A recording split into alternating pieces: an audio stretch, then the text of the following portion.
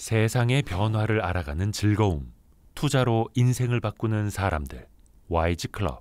지금 고정 댓글을 확인하세요. 보통 주식시장을 얘기를 하면서 주식시장은 뭐 장기 우상향했고 그러니까 주식은 복리로 성장하는 자산이다 이렇게 생각하기 쉬운데, 근데 그거는 사실 너무나 결과만 보고 하는 얘기인 거잖아요. 지나봐야 아는 거잖아요. 그러면은 현 시점에서 우리가 할 수 있는 거는 평범한 사람도 할 수 있는 아주 간단한 방법이 있는데, 그래서 우리가 투자를 하면서 되게 경계해야 될 생각이 안 똑똑해 보이는 거에서 조급함을 느끼는 거. 그러니까 내가 투자를 하는 사람인데 그런 짤 같은 것도 많이 돌아다녔잖아요. 아들 에코프로 샀지 이거. 근데 이제 그런 주식이 있어야만 똑똑한 사람이지라고 주장하던 그 수많은 사람들이 다 나보다 훨씬 더 큰 손해를 보게 되는 거잖아요. 그러니까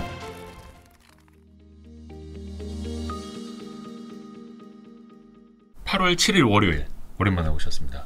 감사합니다. 와주셔서. 안녕하세요. 네, 불러주셔서 감사합니다. 아이고, 라쿤 자산운용의 홍진채 대표님. 우선은 우리 홍 대표님하고 시장 이야기 좀 했으면 좋겠는데. 네. 아 맞다. 홍 대표님을 저희가 첫 번째인가 두 번째 모셨어요. 제가 그때 그런 질문했던 거 생각날 거예요. 시장의 쏠림 현상. 그때 뭐 로봇주였나 작년 초에 뭐 쏠림 현상이 있었을 거예요. 그때 대표님이 시장의 쏠림 현상은 늘 있는 거라고. 아, 그쵸. 그런 이야기를 해주셨었거든요. 네. 근데 2023년 상반기 내내 로봇, AI, 2차 전지, 반도체, 네. 뭐 초전도.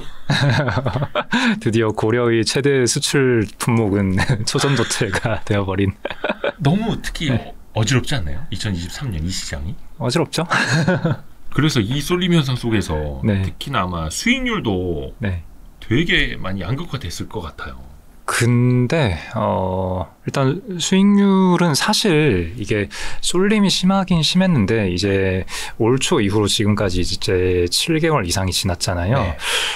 근데 막상 그 쏠림의 피해를 봤다라고 얘기할 수 있는 뭐 그런 회사들도 다들 오르긴 했거든요. 그러니까 뭐 2차 전지 주식이 많이 올라서 내 주식이 안 가, 이런 케이스가 사실 그렇게 많지가 않아요. 내 주식이 실적 잘 나오고 멀쩡한 회사면은 대체로 오르긴 했거든요.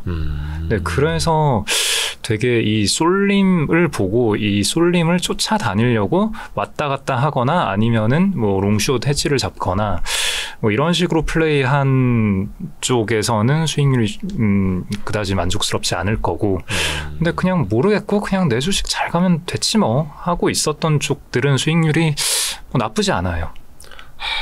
그러니까 쏠림 현상으로 인한 실질적인 피해는 별로 없다. 시장 전반적으로. 예. 사람들에게. 예, 기관 투자자 같은 경우에는 벤치마크를 이겨야 되고 다른 투자자들을 이겨야 되고 이런 압박이 있으니까 좀 기분이 좋지는 않을 거예요. 네. 뭐 잘해야 평균 정도일 테니까. 그래서 기분이 썩 좋진 않겠지만 뭐 절대 수익률로 봤을 때 뭐 10% 중반 후반 정도 하고 있다면은 뭐 나쁜 수익률은 아니잖아요. 네. 그래서 그냥 자기 포지션을 잘 잡고 그냥 뭐 1년에 한 2번만 오르면 되지 뭐 라는 생각으로 그냥 포지션 유지하고 있었으면 그렇게 나쁘지 않았을 거고, 이 쏠림을 어떻게든 좀 먹으려고 왔다 갔다 하면은 뭐 많이 벌 수도 있었겠지만 많이 잃을 수도 있었겠죠. 아하, 자기 포지션만 잘 잡고 있었다면 나쁘지 않았을 것이다. 네. 근데 사람들 마음은 항상 그렇잖아. 지금 올라가고 있는 거의 지금 한두 달째 내달리고 있는 그 쏠림 현상에 못 올랐다면은 거의 한 두 달째는 난 죽어 있는 것 같고. 그렇죠. 예. 그래서 우리가 투자를 하면서 되게 경계해야 될 생각이 안 똑똑해 보이는 거에서 조급함을 느끼는 거. 그러니까 내가 투자를 하는 사람인데 뭐 그런 짤 같은 것도 많이 돌아다녔잖아요. 어머니께서 네. 아들 에코프로 샀지 이거. 그런 짤을 보면서, 그러니까 주변에도 많았거든요. 이제 본인이 주식 투자를 한다, 기관 투자자건 개인 투자자건 주식 투자를 하는데 그런 소수의 그 되게 쏠림이 집중된 그런 종목들을 가지고 있지 않았을 때 주변에 투자를 안 하는 사람들에게 보기에 이 친구는, 그러니까 본인은, 자기 자신은 투자 되게 열심히 하고 공부 많이 하고 똑똑한 사람이어야 하는데 이런 주식을 안 가지고 있다? 거기에서 되게 뭐랄까 쪽팔림? 그런 게 좀 느껴지거든요. 네. 너는 이런 것도 안 사고 뭐 했니? 그게 그 짤에서 과장된 얘기가 아니라 실제로 주변에서 많이 들리는 얘기예요. 네. 네. 예전에도 그럴 때 많았잖아요. 뭐 2017년, 18년 요럴 때 비트코인이 최초로 좀 대중적으로 알려졌을 때 그럴 때 뭐 당신은 투자를 잘 하는 사람인데 왜 비트코인 하나 안 가지고 있어? 뭐 이런 얘기를 또 비트코인 공부 안 하고 뭐 했냐고 막. 네, 투자를 많이 좋아한다면서 공부 열심히 한다면서 왜 비트코인은 없어? 이런 얘기를 투자를 하지 않고 있는 뭐 가족이나 친한 지인들로부터 종종 듣던 그런 때가 있었단 말이에요. 2017년, 18년 그때. 지금도 마찬가지인 거죠. 근데 물론 그 주식이 좋다 나쁘다 이런 얘기는 하지 않을게요. 어쨌거나 이익은 잘 나고 있으니까. 그리고 굉장히 큰 주도 섹터인 건 맞고. 근데 거기에서 여러 가지 이유로 뭐 자기 마음에 안 들어서 안 살 수는 있잖아요. 네. 근데 그게 되게 멍청해 보이는 시점이 그런 쏠림이 있을 때고, 멍청해 보이기 싫어서 그런 주식들을 따라 담는 순간부터 뭔가가 되게 망가지는 거죠. 그래서 그런 마음을 좀 되게 경계를 해야 돼요. 똑똑해 보이기 위해서, 멍청해 보이기 싫어서 어떤 매매를 한다. 그거는 굉장히 잘못된 거고, 그럴 때는 그 쏠림이 정말 싫으면은, 그러면은 그 주식들을 공부를 하고 최대한의 업사이드를 추정을 해보고, 아주 낙관적으로 봤을 때 아직 업사이드가 남아 있다면은, 그러면은 뭐 아주 일부라도 내 포트폴리오에 편입을 하고, 사실 그러면 조금 마음이 편해지긴 하거든요. 그러면은 뭐 포트폴리오에서 아주 일부 사놓으면은 올라갈 때는 나도 저 주식 있어, 이렇게 똑똑한 척 할 수 있고, 그 다음에 떨어질 때는 어차피 내 포트폴리오에 그거 얼마 안 되니까, 비중이 크지 않으니까 손해보는 거 없어. 근데 이제 그런 주식이 있어야만 똑똑한 사람이지라고 주장하던 그 수많은 사람들이 다 나보다 훨씬 더 큰 손해를 보게 되는 거잖아요. 그러니까 이게 일종의 중립 포지션이 되는 거죠. 약간 심리적인 장치를 마련해 놓은 뭐 거네요. 일종의, 예. 그러니까 멘탈 나가지 않기 위한. 멘탈 나가지 않게, 올라도 그만 떨어져도 그만. 거를 뭐 그렇게 해둘 수는 있는데, 뭐 아주 권하는 바는 아니고, 굳이 너무 마음이 불편하다면은 뭐 그렇게 하는 게, 괜히 막 뭔가 확 따라 붙거나, 내가 사면 또 빠지잖아요. 그렇죠.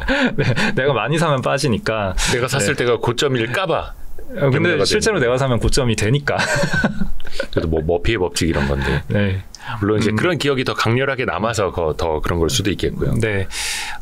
네. 그래서 그 쏠림에 대해서는 그 정도로 말씀을 드릴 수 있을 것 같은데, 그것보다 조금 더 구조적인 변화가 있지 않은가. 구조적인 변화요? 네. 그런 생각이 좀 들어서 그게 많이 고민이 돼요. 구조적인 변화. 모 애널리스트, 퀀트 애널리스트 분께서 해주신 얘기인데, 네. 뭐 이름을 밝혀도 되나요? 뭐 네. 하나증권의 그 이경수 애널리스트가 최근에 쓴 하나증권의 네, 보고서 내용이 좋아서 제가 종종 보는데, 그분의 분석에 따르자면 2017년 이래 지금까지 퀀트 애널리스트들은 이제 여러 가지 팩터들을 가지고 어떤 팩터가 가장 잘 작동하는 팩터인가 이런 거를 매번 분석을 하잖아요. 네. 그래서 뭐 저평가 팩터, 뭐 PER, PBR 낮은 거, 뭐 아니면은 모멘텀 팩터, 뭐 기관 수급이 되게 강한 거, 개인 수급이 강한 거, 외국인 수급이 강한 거, 뭐 이런 식의 모멘텀 팩터, 아니면 성장 팩터, 뭐 등등등 여러 가지 팩터들을 가지고 어떤 팩터가 주가 상승을 가장 잘 설명을 하는가, 뭐 그런 분석을 많이 하잖아요. 네. 근데 이분 얘기 중에 최근에 가장 흥미로웠던 게 2017년 이래로 끊어보면은 가장 잘 작동하는 팩터가 개인 순매수 팩터였다고 합니다. 개인 순매수 상위 이런 종목. 그렇죠. 그러니까 원래도 개인 순매수가 가끔 잘 작동할 때가 있었어요. 근데 그것뿐만 아니라 뭐 저평가 팩터가 잘 작동할 때도 있었고, 성장 팩터, 뭐 아니면은 기관 팩터, 외국인 팩터, 아니면 그런 것도 잘 작동했어요. 뭐 기관 빈집 팩터. 그러니까 기관이 많이 산 게 아니라 기관 투자자의 보유 수량이 비어 있는. 빈집, 찬집이라고 보통 표현을 하잖아요. 그래서 기관이 빈집인데 이익이 좋아지고 있다. 그런 거 사놓으면은 나중에 기관 수급이 들어오면서 주가가 빵 올라가게 된다.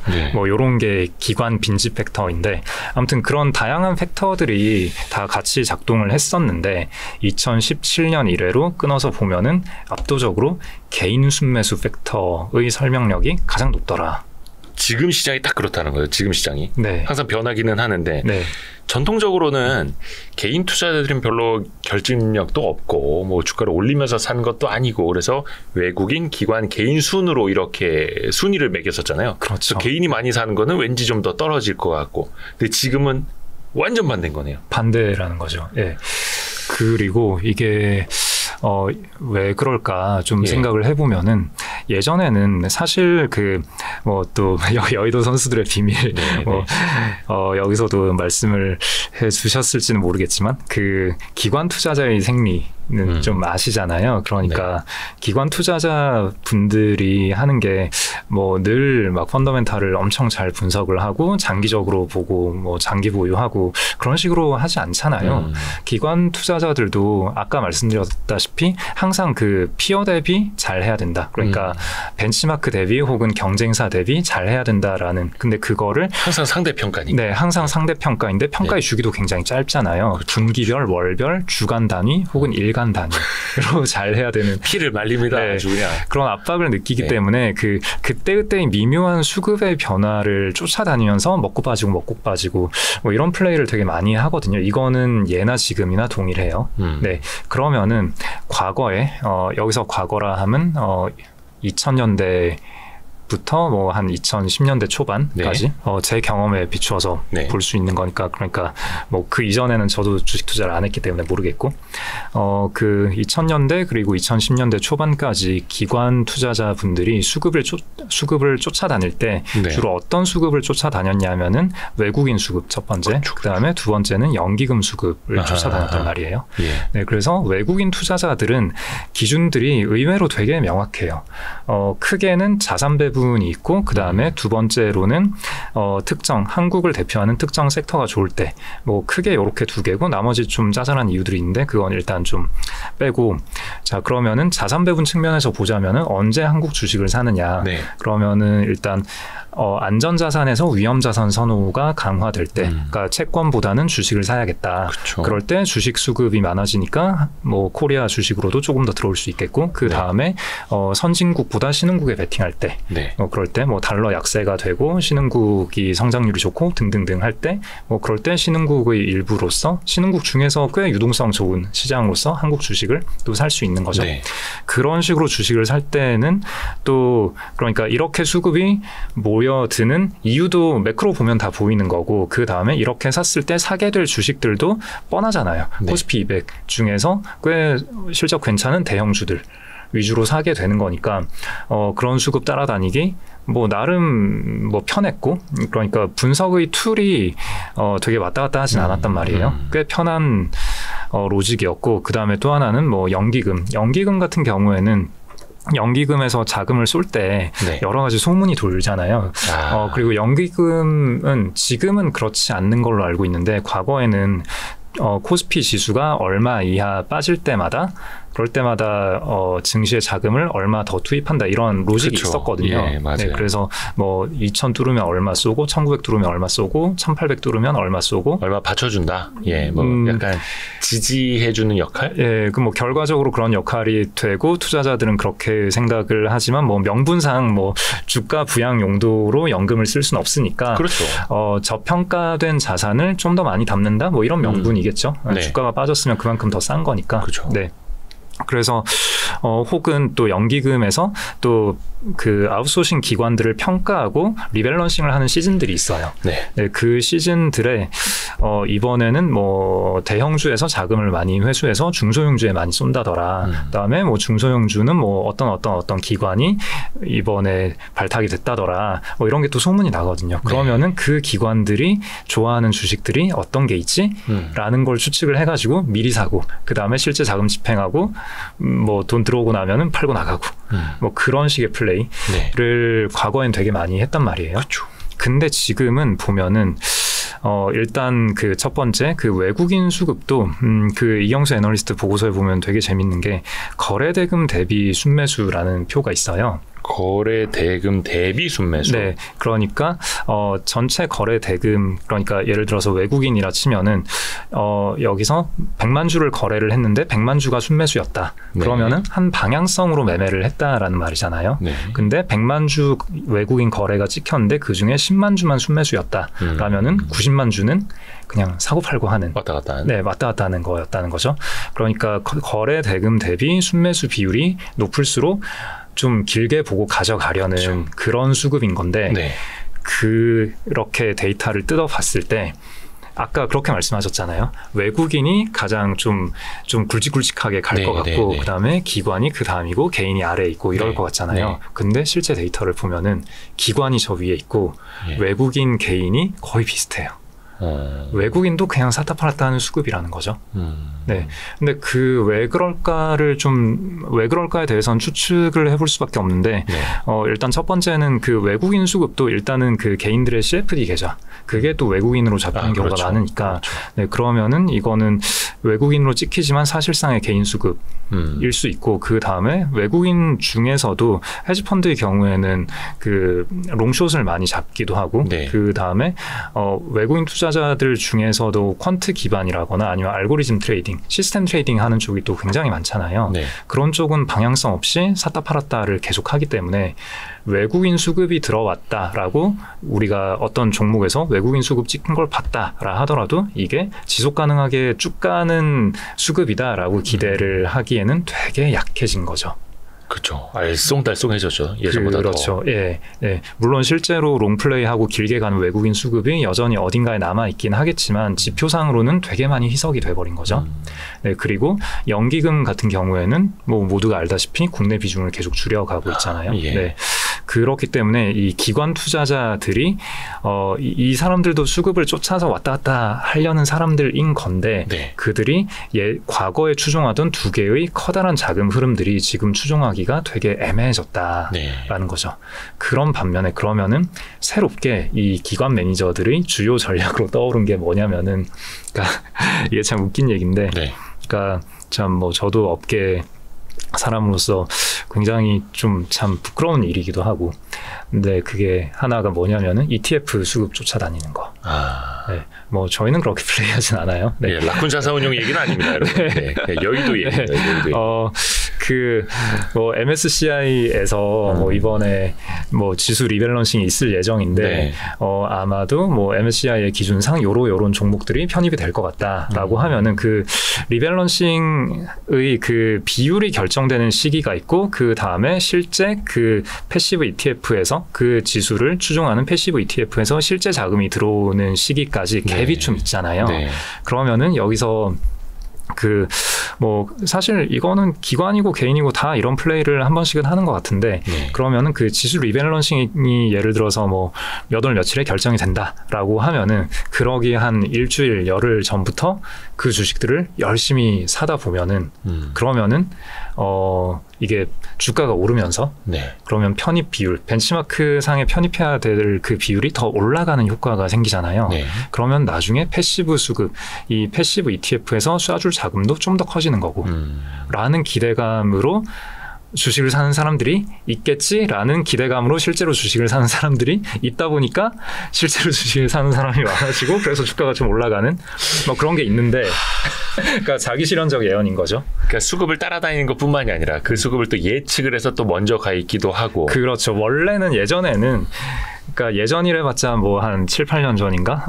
아무튼 예전에는 그 패시브 ETF 수급이 들어오려고 할 때 그때 한 며칠 전부터 샀다가 ETF 수급 들어올 때 팔거나 들어오고 한 며칠 뒤에 팔거나 뭐 그랬는데 그게 참 이벤트 드리븐 전략으로들 많이 쓰는 거였죠. 그렇죠. 예. 근데 이게 그걸 너무 다들 많이 쓰다 보니까 나는 그러면 이 사람들보다 조금 더 빨리 사야지 이러다가 이제 한 달 앞서서 실제 수급 들어오기 한 달 앞서서 그 비율 결정될 때 미리 사고 그 다음에 비율 결정되고 나면 팔아버리고 막상 패시브 ETF 수급 들어올 때는 뭐 플레이 안 하고 뭐 이런 식의 수급들이 요즘에 많이 있는 것 같아요. 그리고 뭐 그 MSCI 리밸런싱도 그렇고 뭐 아니면은 뭐 어떤 큰 운용사에서 뭐 이러이런 테마의 ETF를 출시하려고 한다라고 하면은 그러면 이제 그러면 이 ETF는 어떤 종목들이 들어갈까? 그러면 뭐 또 뻔하잖아요. 그럼 그런 종목들을 미리 샀다가 실제 런칭합니다라고 할 때는 팔고 나가버리고. 그래서 실질적으로 ETF가 런칭이 될 때 그 관련주들이 그때부터 좀 안 좋아지는 흐름들이 공교롭게도 또 자주 일어납니다. 네, 그렇죠. 예. 그래서 그런 ETF 수급 플레이를 기관들이 많이 하고 그 다음에 또 하나는 아주 확실하진 않은데 그냥 느낌이에요. 제야의 고수분들이 굉장히 많잖아요. 많죠. 네, 근데 예전에는 제야에서 주식하시는 분들은 좀 크게 둘로 나눠지는 것 같아요. 한쪽은 정말 좀 뭐랄까 좀 안 좋은 의도를 가지신 뭐 모르겠어요. 제가 뭐라 말씀드리긴 좀 조심스러운데 아무튼 불법과 합법의 경계선에 좀 계시는 뭐 그런 분들이 좀 되게 이상한, 그러니까 기관 투자자가 건드리기에는 뭐 전혀 택도 없는 작은 회사들, 작고 뭐 적자가 많이 났고 네. 재무 상황 안 좋고 근데 뉴스만 가지고 왔다 갔다 하는 뭐 그런 주식들을 가지고 하시는 뭐 어느 한쪽이 계셨고, 그 다음에 또 다른 한쪽의 개인 투자자 분들께서는 뭐랄까 정말 좋은 그 작은, 되게 좋은데 되게 작고 그래서 기관이 건드리기 어렵고 근데 회사는 되게 훌륭해가지고 뭐 한 5년 정도 지나고 봤더니 주가가 10배 20배 올라 있더라. 뭐 요런 주식들. 그러니까 예전에는 개인 투자자 분들이 다루는 주식과 기관 투자자 분들이 다루는 주식이 좀 서로 간에 거리가 좀 멀었던 네. 것 같아요. 네. 그나마 그 방금 두 번째로 말씀드렸던 좀 건전한 잘 하시는 개인 투자자 분들이 하시는 주식은 특정 일부 그런 스타일로 하는 기관들하고는 종목이 겹치기는 했겠죠. 네. 네. 근데 전반적으로 업계에서는 뭐 삼성전자 왔다 갔다 하고 하이닉스 왔다 갔다 하고 뭐 LG 디스플레이 왔다 갔다 하고 이런 식이었다면은 업계의 기관 투자자는 그러면 그 아주 잘 하시는 제야의 고수분들께서는 기관이 건드릴 수 없는 아주 작은 주식들 이런 거 하시고, 저 멀리서는 또 아주 이상한 주식들 하시고 이렇게 서로 간의 간극이 되게 컸다면은 지금은 일단 첫 번째는 각 잘하는 개인 투자자분들이 자기 채널에서 자기 메시지를 많이 전달을 하실 수 있잖아요. 그게 뭐 블로그가 됐건 텔레그램이 됐건 유튜브가 됐건 그렇죠. 네. 너무 많아졌죠. 네, 그렇죠. 근데 여기에서 이야기하는 기업들이, 종목들이 괜찮은 회사들이 많잖아요. 꽤 있죠. 네, 네. 그 개인 투자자 분들의 주식을 다루는 스펙트럼이 되게 많이 넓어지기도 했고, 그 다음에 기관 투자자로 하다가 전업 투자자로 가신 분들도 많고 그렇죠. 하니까 요즘에는 그런 텔레그램이나 블로그에서 도는 주식들과 기관 투자자들이 다루는 주식들이 그렇게 다르지가 않거든요. 많이 네. 겹치죠. 많이 겹치죠. 네. 그러면은 과거에는 개인 투자자들의 주식이다라고 할 만했던 주식들이 뭐 분기에 한두 종목 정도 주가 쫙 오르고 뭐 이랬다면은 요즘에는 한 달에도 한 10개씩 그런 주식들이 많이 발견되지 않나, 그런 생각이 좀 들거든요. 많이 발굴되기도 하고 또 오를 때 더 많이 오르기도 하고. 그렇죠. 그러다 보니까 그 기관 투자자들도 그런 수급을 쫓아다니면서 그 주가의 진폭을 더 증폭시키지 않나, 뭐 그런 생각이 좀 들더라고요. 그러니까 얘기가 길어졌는데 아까 서두에 말씀드렸던 개인 순매수 팩터가 왜 이렇게 잘 작동하는가에 대해서 어쨌거나 현 시점에서 외국인 기관 개인 중에서 방향성을 가지고 쭉 매매를 하는 수급은 일단은 기관 투자자일 건데, 그 기관 투자자가 예전에는 외국인이나 연기금 수급을 쫓아다녔다면은 네. 지금은 ETF나 개인 수급을 쫓아다닌다. 그렇기 때문에 훌륭한 개인 투자자 분들께서 먼저 분석을 잘 하시고 잘 사두시고, 그 다음에 그분들을 팔로우 하시는 그분들과 친한 다른 개인 투자자분들이 많이 사고, 그래서 소문이 난 이 회사 괜찮은 것 같은데 라고 소문이 난 주식들을 기관 투자자가 좀 뒤늦게 달려들면서 그 수급을 더 빵 튀어버리는 뭐 그런 효과가 올해 좀 특히 많이 반복되고 있는 거 아닌가? 그런 생각이 좀 듭니다. 저희도 많이 느끼고 있죠. 그 증시에서도 수급상으로도 나타나고 있고, 또 저희도 여러 코너, 유튜브로 따지면 재생 목록 중에 제야의 고수들이라는 재생 목록이 있거든요. 진짜 제야의 고수분들 발굴해서 가치 투자 위주로. 그 코너를 와이스트릿 구독자분들이 제일 좋아하세요. 나도 저렇게 되고 싶고, 실제 그분들의 영향력도 커졌고, 직장인이면서 겸업으로 또 성공적인 투자를 또 하고 계시고 하다 보니까 롤 모델이 되는 거죠. 그래서 어디선가 보고 계시는 또 다른 제야의 고수님들 많이 좀 연락 주십시오. 홍 대표님도 그 여의도에 이른바 옛날에 뭐 애널리스트나 매니저 출신이나 제 고수분들하고도 좀 네트워크를 좀 하시나요? 저는 뭐 원래 사람을 잘 안 만나서 홍 대표님 또 이제 마이웨이가 확실하신 분이기는 한데 그래서 요즘에 보면 기관 투자자들도 예전에 애널리스트 리포트 보는 것만큼이나 막 그 제 고수들 블로그 같은 거 개인 투자자분들 블로그도 많이 찾아본다 하더라고요. 거기에서 아이디어 얻기도 하고.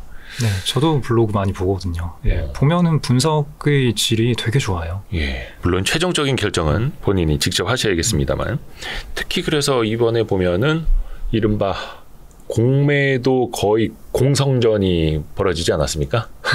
특히 2차전지 몇몇 개 종목에서. 근데 이렇게 말씀드려도 될지 모르겠는데 결과론적으로는 개인 투자자들의 완승 아니었나 싶은데 이번에 특히 2차전지 쪽에서 펼쳐졌던 일부 헤지펀드들과 일부 개인 투자들의 어떤 공매도 공방전 좀 어떻게 보셨어요? 어떻게 생각하세요? 그래서 그 좀 전에 말씀드린 이 커다란 어쩌면 구조적 변화일 수도 있는 이 흐름에 비춰봤을 때 뭐 자연스러운 거죠. 사실 뭐 이런 결과가 있었기 때문에 또 통계상으로도 그렇게 개인 순매수 팩터가 잘 작동하는 걸로 잡힌 걸 수도 있고 서로 다 뭐 영향을 미치는 거죠. 그러니까 그 개인 수급의 힘이 그만큼 강해진 거고 그래서 그 공매도에 대해서는 저는 딱 이거 한 가지만 말씀드리고 싶어요. 네. 공매도를 하는 쪽이 불리한 게임이다. 일단은 시작부터. 네, 그냥 원래 공매도가 불리한 게임이에요. 그러니까 공매도라는 거에 대해서 그 수많은 투자자분들이 심정적으로 굉장히 불쾌하고 짜증내하는 그런 감정을 갖고 계시다라는 건 뭐 저도 충분히 인정을 하고 내가 가지고 있는 주식을 막 누가 빌려서 때려 팔고 있으면 기분 좋을 사람이 누가 있겠어요. 네, 네 그런 그 감정적인 면은 충분히 이해를 하는데 어쨌거나 이게 한 번이라도 스스로 공매도를 해보면은 알아요. 네. 공매도로 돈을 버는 거는 굉장히 어려운 일이구나. 그렇죠. 네, 뭐 혹시 추가 설명이 필요할까요? 왜 어려운 일인지? 일단은 수수료도 비싸고 이자가 나가죠. 빌리는 거니까 이자가 나가고 또 이론적으로는 손실이 무한대잖아요. 또 뭐가 있을까요? 맞아요. 굉장히 중요한 포인트들을 잘 짚어주셨고요. 맞습니다. 일단 그런 면들이 굉장히 크고 최대한 벌어봤자 100% 버는 게 전부인데 이럴 때는 무한대로 이룰 수 있으니까 그렇죠. 그 구조가 아주 작은 구간, 그러니까 100%만 무한대는 되게 극단적인 얘기일 것 같지만 되게 작은 구간에서도 5% 벌기는 되게 어려운데 20% 손해보긴 되게 쉽거든요. 공매도를 했을 때. 그냥 거꾸로 생각해보면 편해요. 뭐 주가 20% 오르는 건 우리 요즘에 자주 보잖아요. 근데 5% 빠지는 것만큼 주가 5% 하락하는 것만큼 20% 상승하는 것도 자주 본단 말이에요. 그런 느낌이에요. 공매도 포지션은 딱 그 반대니까.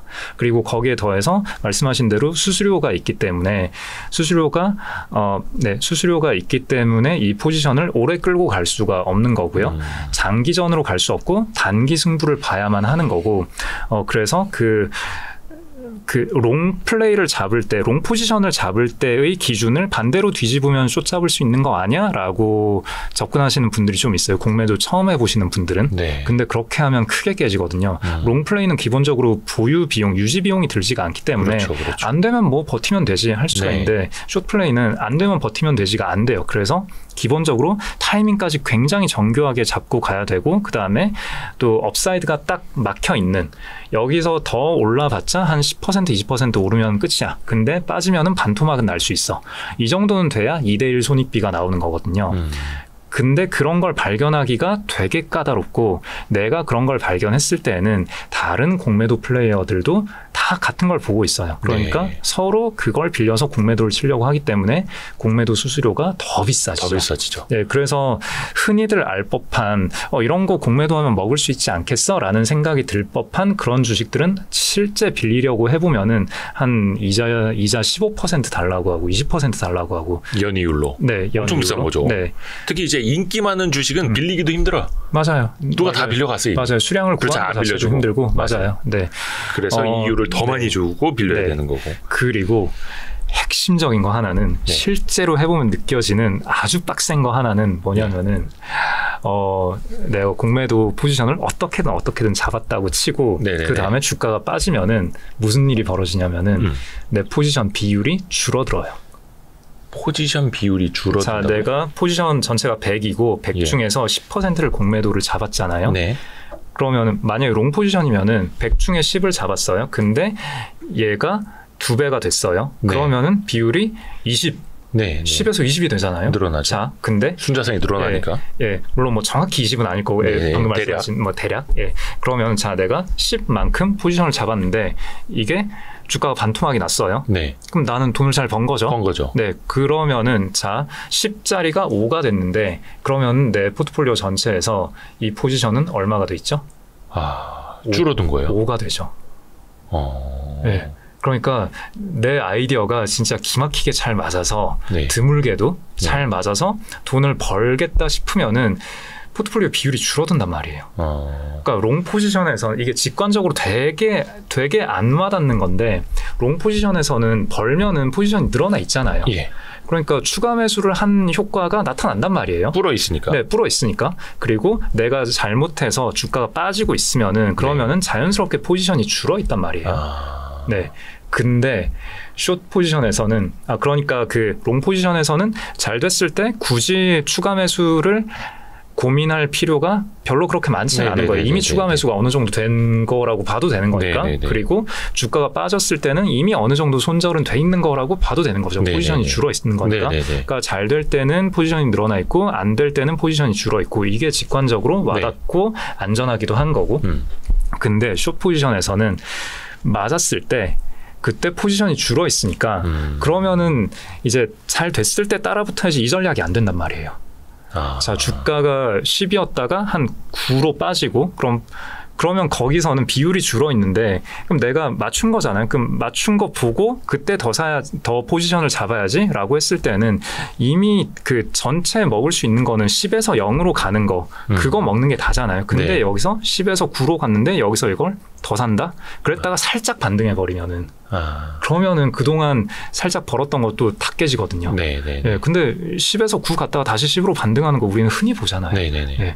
그러니까 내가 잘 맞췄을 때도 이 수익을 실제 실현 이익으로 만들어내기가 되게 까다롭고 틀렸을 때는 틀려서 주가가 확 튀어버렸다. 그러면은 비율이 더 늘어나죠. 원치 않게. 그러니까 보통 트레이더분들이 그런 얘기 하잖아요. 그 잘못된 포지션에 물타기 계속하는 거는 지옥으로 가는 가장 빠른 길이다. 뭐 이런 얘기 하잖아요. 그러니까 뭐 주가가 빠졌을 때 뭐 손절을 잘 하는 거는 트레이더의 기본 자세이고 뭐 난 트레이딩 스타일이 아니라 인베스팅 스타일이다라 하더라도 그냥 가지고 있는 건 그럴 수 있는데 거기서 물타기를 하는 거는 굉장히 좀 많이 고민을 해야 되는 신중한 일이란 말이에요. 그러니까 뭔가 잘못 돌아가고 있는데 포지션을 늘리는 거는. 근데 공매도 포지션은 잘못될 때마다 자동으로 물타기가 돼버린단 말이에요. 그래서 엄청나게 돈 벌기가 어려워요. 어렵다. 네, 그래서 공매도를 좀 그렇게 쉽게 생각하시는 분들이 많아요. 공매도 플레이를 할 때. 그러니까 공매도를 실제로 잡으시는 분들이 이거는 되게 비싸 보이니까 공매도 잡아도 되겠지. 혹은 또 그렇게도 해요.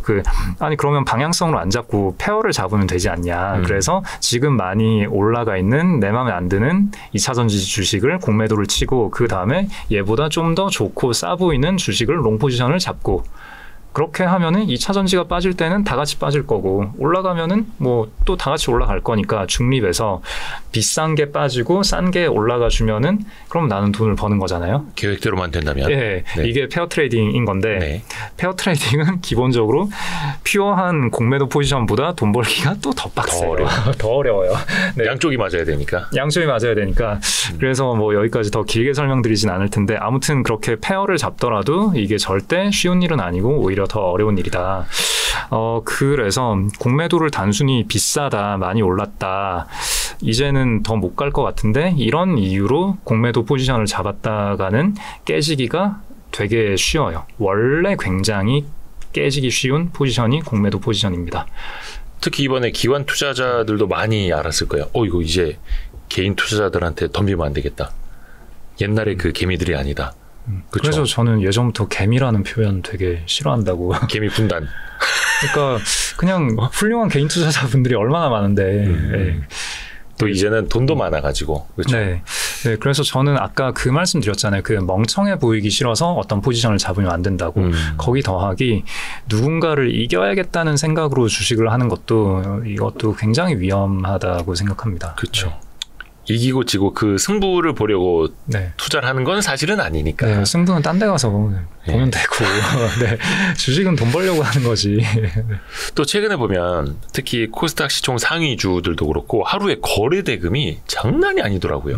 예전에 뭐 코스피 하루 거래 대금보다 그냥 코스닥 시가총액 상위 몇 개의 거래 대금이 훨씬 더 많을 정도로, 그러다 보니까 또 최근에 증권주도 막 오르고 있고, 그게 앞에서 이야기해 주셨던 개인 중심의 장세가 펼쳐지면서 나타난 현상일 텐데, 근데 또 많은 사람들이 앞에서도 우리가 쏠림 현상 이야기를 했는데 거래 대금이 이렇게 막 뜨겁게 일어나고 한쪽으로 또 엄청나게 많이도 쏠려 있고, 이게 시장 전반적으로 봤을 때는 뭐라든가 시장을 좀 양성화한다라든지 그런 데는 좀 도움이 안 될 수도 있지 않을까. 양성화가 어떤 그러니까 의미죠? 뭐라 해야 될까? 2020년, 21년에 봤던 주린이 분들 혹은 공부를 안 하고 들어오는 분들이 확 한쪽으로 쏠려버리는 현상들이 좀 특히 그것도 시총 상위 쪽에서 많이 나타나서, 물론 이제 전체 이야기는 아닙니다. 일반화하는 거는 아닙니다만.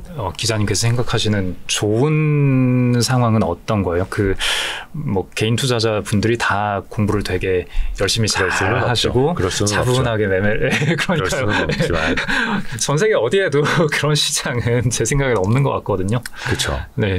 근데 이제 또 많은 사람들이 얘기하는 게 저 많은 돈이 다른 쪽으로 또 흐르기는 흐를 거다.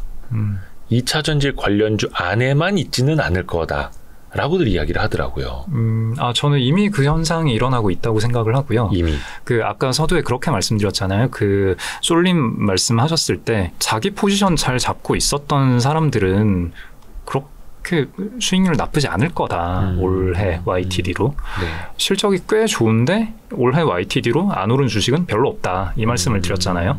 그러니까 그런 거 그냥 잘 잡고 있었어도 10% 중후반은 낼 수 있고 그 정도면 딱 코스피만큼이거든요. 자, 그러면 여기서 이제 궁금한 거죠. 네. 아니 그 2차 전지 주식이 빠진 것도 아니잖아요. 물론 또 최근 며칠은 또 빠지고 있지만 뭐 며칠. 그러니까 연초 이후로 지금까지를 보자면은 2차 전지 주식이 엄청 올랐고 그 돈은 어디선가 왔을 거잖아요. 네. 그리고 이 주식이 빠지고 다른 주식들이 올라가면은 아 이거 팔고 이걸 샀구나 라고 할 텐데 그렇지가 않잖아요. 2차 전지 주식은 이렇게 올라서 이렇게 약간 횡보 혹은 약간 빠지는 중이고, 그러니까 이쪽으로 들어온 돈이 안 빠진 상태에서 다른 멀쩡한 그러니까 2차 전지가 아닌 섹터에서 실적 좋은 주식들도 다 주가가 많이 올랐단 말이에요. 돈이 어디서 나서? 라는 궁금증이 생기겠죠. 네. 그래서 저도 뭐 잘 알 수는 없지만 제 가설은 2차 전지가 저 주식시장 바깥에서 주식시장으로 돈이 들어오게 하는 일종의 통로가 되고 있고, 네. 그래서 주식을 안 하시던 분들이 어디선가 야 2차 전지 주식을 사면은 돈이 된다며 라는 말씀을 듣고 2차 전지 주식을 사시고, 네. 2차 전지 주식을 예전부터 샀던 사람들은 이제는 좀 많이 온 거 아닐까라고 생각하고 이미 팔고 나간 다음에 다른 주식들, 2차 전지는 됐고 다른 실적 좋은 주식들 사야지 않을까라고 생각을 하면서 다른 주식들을 매매한 것 같다. 그게 네. 4월, 5월, 6월에 있었던 수급 흐름이지 않을까라는 생각이 드는 거죠. 그러니까 네, 저 바깥에서 2차 전지로 돈이 들어오고 기존의 시장 내에서 2차 전지로 쏠려 있던 돈은 빠져나와서 다른 주식으로 수급이 되고, 그러면은 시장 전체로 보자면은 외부에서 돈은 계속 들어오고 있는 거죠. 근데 그 신규로 들어오는 자금들은 2차 전지 쪽에 집중이 되고, 그리고 2차 전지에 기존에 들어왔던 자금들은 다른 주식들을 사는 데 쓰이고. 돈이 들어와서 2차 전지에서 돈이 복사된 다음에 다른 쪽으로 나가고. 그러니까 그게 전체로 보면 그렇게 되고요. 네네네. 근데 그 각각 자금들을 추적을 해 보면은 이 순서가 좀 다르다라는 거죠. 예. 그러니까 2차 전지로 돈 복사가 되고 그 돈으로 딴 주식을 사고, 요게 이 시장 전체로 퉁쳐서 보면은 그 말씀이 맞는 것 같고요. 그러니까 그게 문제인 거죠. 이제 주식을 안 하시다가 야 2차 전지가 돈이 된다며 라고 생각하고 2차 전지 주식을 이제 막 사신 분들, 그런 분들은 이제 손해를 보고 있을 거잖아요. 그렇죠. 예. 그러니까 뭐 그런 식의 그 개인별로 이제 온도차는 좀 많지 않을까 그런 생각은 듭니다. 하지만 이미 그 돈은 어떻게 보면 다른 쪽으로 흐르고 있다라고 보시는 그렇죠. 거죠. 이미 흘러가고 있다. 이미 흘러가고 있다. 네. 거기서 그 실적은 좋은데 YTD 그러니까 year to date 올해 들어서 이렇게 뭐 많이 안 오른 주식은 없다. 그러니까 실적 좋으면 이 주식도 어느 정도는 평가를 제대로 받고 있는 상황이다. 그렇죠. 조바심 낼 필요 없다. 이렇게 정리를 될 것 같습니다. 네. 1년에 2번만 먹으면 돼요. 앞으로 시장이 어떻게 변할지는 모르겠는데 어찌됐든 간에 2023년 8월 현재까지 시장은 굉장한 쏠림, 개인 주도 시장 이렇게 돼 있어요. 그러면 투자자분들은 이 시장에서 좀 어떻게 대처를 해야 할지 어떻게 보시는지 조언 좀 해주세요. 어떻게 해야 될까요? 어떻게든. 네.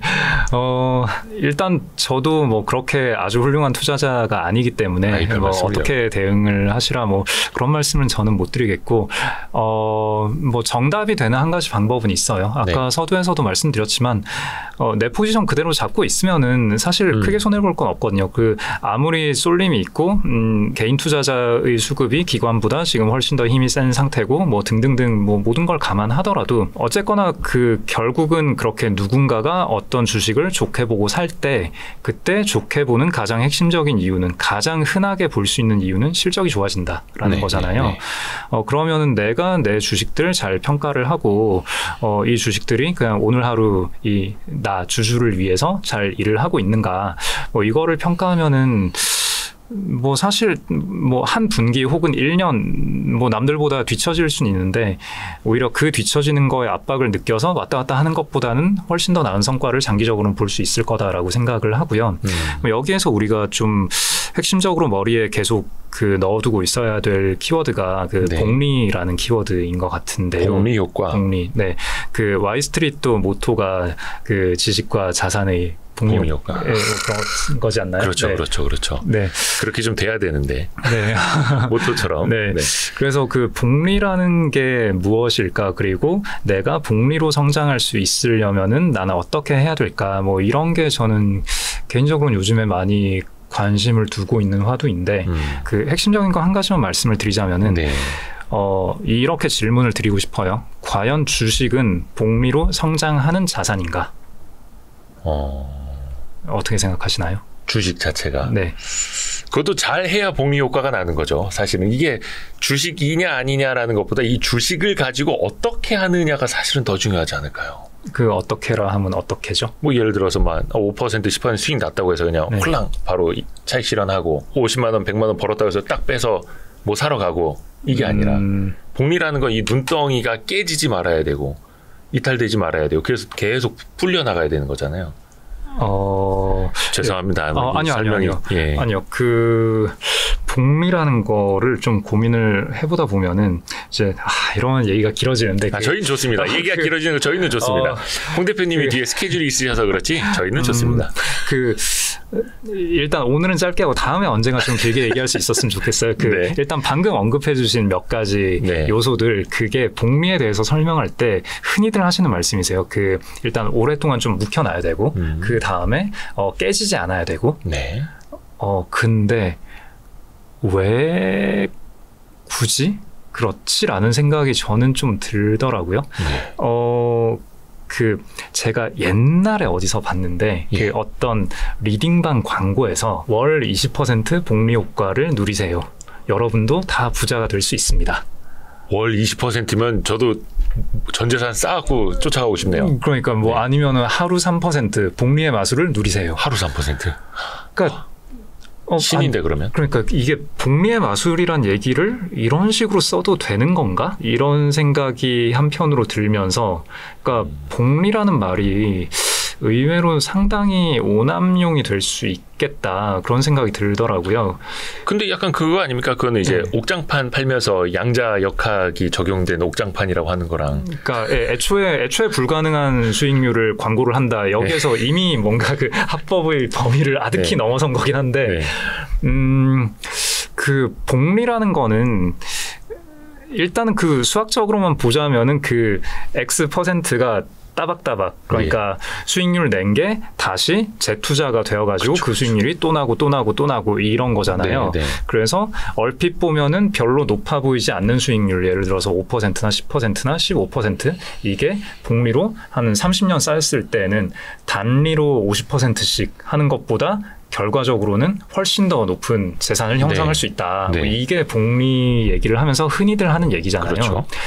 근데 그러면은 그 복리 효과를 누리기 위해서 우리는 뭘 해야 되는가 이런 질문에서 그러면은 그렇게 높진 않더라도 뭐 예를 들어서 한 연 10% 혹은 연 15%를 꾸준히 따박따박 깨지지 않고 내야 하는 건가? 근데 주식으로 그게 가능한가요? 매년 15%? 어렵죠.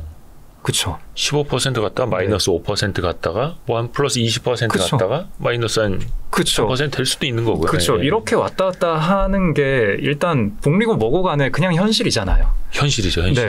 그럼 여기에서 안 깨져야 복리 효과를 누릴 수 있는 거다라고 한다면은 이렇게 맨날 왔다 갔다 하고 언제든 깨질 수 있는 건데 여기서 내가 복리 효과를 어떻게 누리지?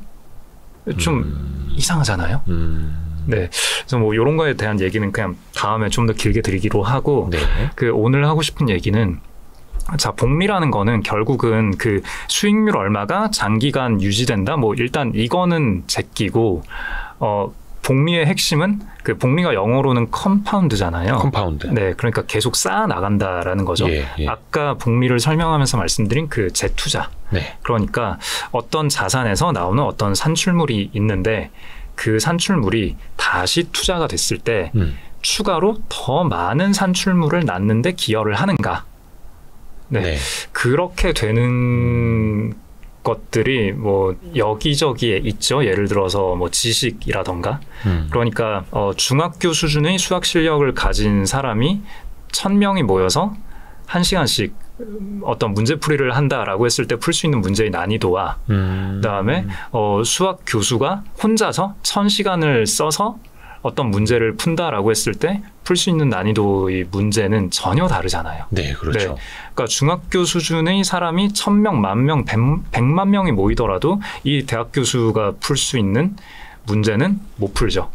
근데 대학 교수가 이런 문제를 풀 수 있는 이유는 중학교 시절을 거쳐서 고등학교 거쳐서 대학교 거쳐서 계속 어떤 지식들을 쌓아놓고 새로운 그 지식을 기반으로 또 새로운 지식을 습득하고 뭐 이렇게 하면서 복리 효과가 생겨서 그런 어려운 문제도 풀 수 있게 된 거잖아요. 그러니까 그런 개념들이 굳이 돈뿐만 아니라 우리 주변에는 도처에 널려 있는데 그러면은 자 여기서 키워드는 이제 몇 퍼센트가 잃지 않고 꾸준히 유지되는가 이거보다는 재투자를 통해서 새로운 산출물을 만들어낼 수 있는 구조인가 산출물을 만들어내는 그 구조에서 복리 효과가 있냐 없냐가 결정이 되는 거죠. 그러니까 지금까지 내가 벌어놓은 돈 그걸 계속 재투자해서 더 나은 더 많은 산출물을 만들어낼 수 있으냐.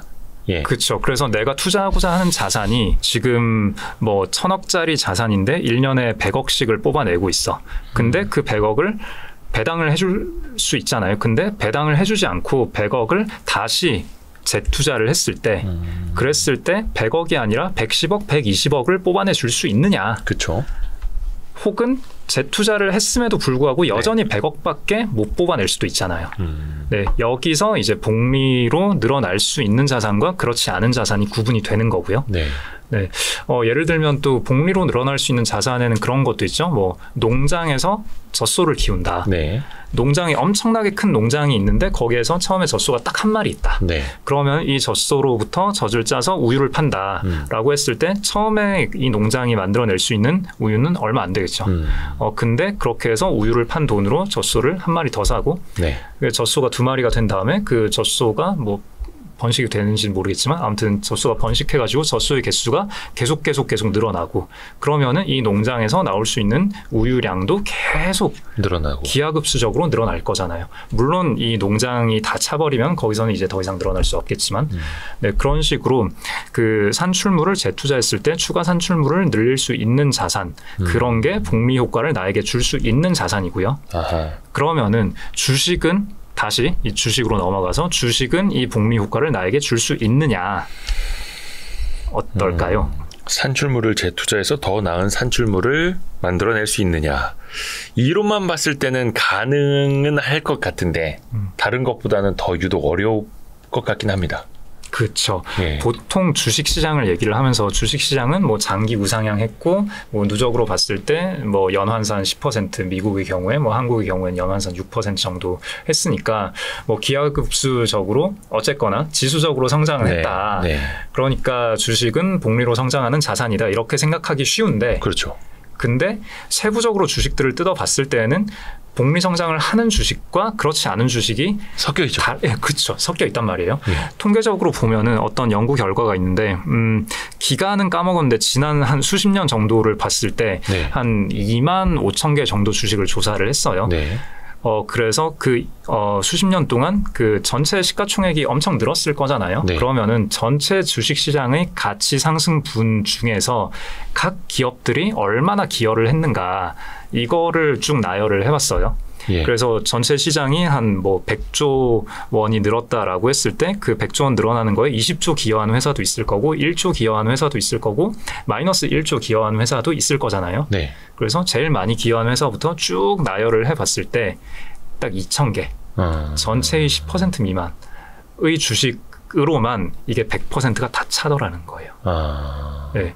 그러니까 전체 시장의 가치 상승분 중에서 전체 주식의 10%만이 그 전체 가치 성장에 다 기여를 했고 나머지 90%의 주식은 조금 기여해준 거 조금 잃은 거 퉁치면은 그냥 없다. 기여한 게 없다. 그리고 그중에서 한 200개 네, 상위 1% 정도만 모으면은 전체 상승분의 한 80% 정도를 설명을 해요. 그 주식들이 복리 성장을 해서 전체 시장을 이끌어온 기업들인 거죠. 상위 1%가. 네. 그 이건희 회장님이 하신 말씀이랑 똑같네. 상위 1%가 다 먹여 살리는 거라고. 그 주식시장에서도 상위 1%가 장기 우상향. 그렇죠. 했고. 네. 그러면은 자 그렇다고 했을 때 현 시점에서 우리가 해야 할 일은 무엇인가? 그러면은 쉽게 할 수 있는 대답은 그런 거겠죠. 그러면 앞으로 30년간 장기 우상향할 기업을 잘 골라서 사면 될 텐데. 그렇죠. 우리 항상. 근데 그거는 사실 너무나 결과만 보고 하는 얘기인 지나봐야 거잖아요. 알죠. 지나봐야. 지나봐야 아는 거잖아요. 그러면은 현 시점에서 우리가 할 수 있는 거는 우리가 대단한 통찰력으로 미래를 예측하고 막 이 전체 시장의 상승을 기여할 수 있는 훌륭한 주도주를 30년 전에 우리가 미리 파악해서 사둔다? 이거는 정답은 아닌 거겠죠. 그거는 아주 대단히 훌륭한 능력을 가진 누군가는 할 수 있겠지만 저를 포함한 평범한 사람이 할 수 있는 일은 아닌 거죠. 자, 그러면은 평범한 사람도 할 수 있는 아주 간단한 방법이 있는데 네. 아까 말씀드린 거랑도 다 이어지는 거예요. 지금 봤을 때 주주를 위해서 일을 하고 있느냐. 네네네. 그러니까 결국은 자 주식이라는 거는 주식의 가장 중요한 속성 중에 하나는 재투자가 액면가로 장부가로 된다는 거예요. 네. 네. 이거 굉장히 중요한 포인트입니다. 네.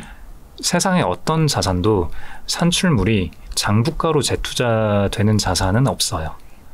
예를 들어서 우리가 부동산을 가지고 있다. 네. 그럼 부동산에서 임대료를 받을 수 있잖아요. 네. 근데 그 임대료를 부동산에 재투자하고 싶다. 그러면 어떻게 해야 되죠? 그러면 임대료를 열심히 모은 다음에 다른 부동산을 하나 더 사야 되죠. 네. 그럼 살 때 어느 가격에 사죠? 시가에 사야 되죠. 아, 그렇죠. 네. 자, 그리고 주식을 가지고 있다. 그러면 주식에서 우리가 배당을 받았다. 예. 이 배당으로 주식에 재투자를 하고 싶다. 그러면은 어떻게 해야 되죠?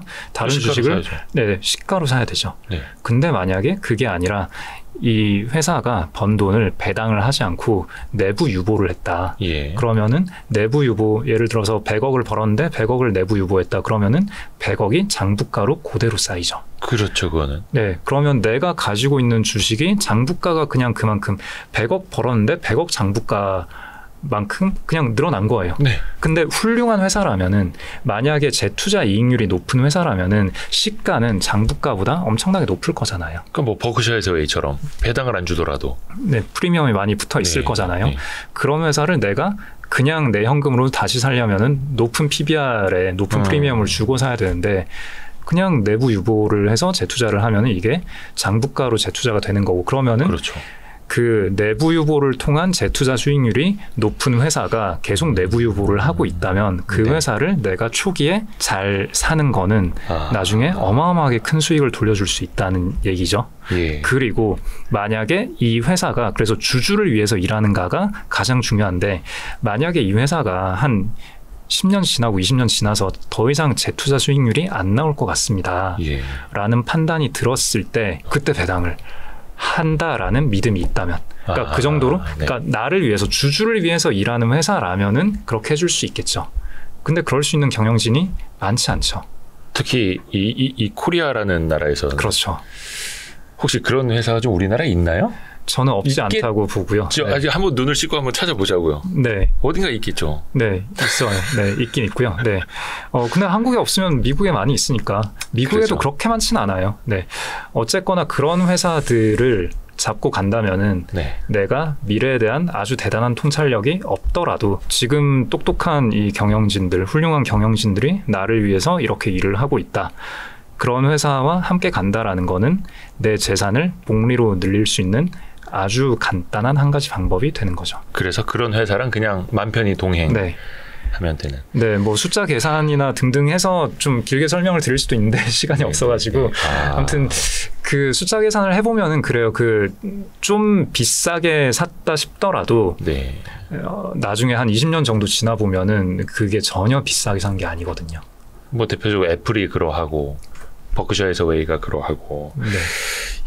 내부 유보를 통한 재투자로 수익을 잘 낸다면 뭐 그거는 뭐 배당을 많이 하지 않아도 되고 정말 그들이 주주를 위해 일하는 것일 수도 있고 이런 기업을 찾아보자고요. 네, 근데 없어요. 진짜 없어요. 그래서 어렵죠. 한두 개라도 내가 발견할 수 있으면은 그건 정말 좋은 거고. 네. 그래서 꾸준히 동행할 수 있는 네. 회사. 꿈 같죠. 근데 그걸 이제 찾아야죠.